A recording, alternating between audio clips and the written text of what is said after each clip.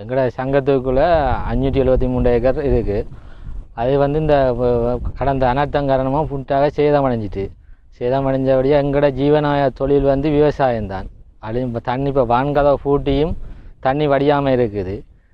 இந்த வான்கதை துறந்த நிலையில் இருக்குது. நாங்கள் வயல்கள் வடியாமல் இருக்குது. வடிஞ்ச வயல்கள் முட்டாக சேதமடைஞ்சிருக்கு.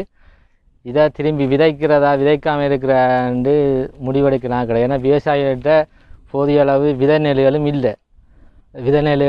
நீ வேண்டதுக்கு பண வசதிகளும் குறைவாக கிடக்குது. இது அரசாங்கம் இதை பார்வையிட்டு இதுக்குரிய நல்ல நஷ்டகிட்டனை பெற்றுத்தர வேணுமென்று கேட்டுக்கொள்கிறோம். செய்திகளை உடனுக்குடன் தெரிந்து கொள்ள உடனே சப்ஸ்கிரைப் பண்ணுங்க.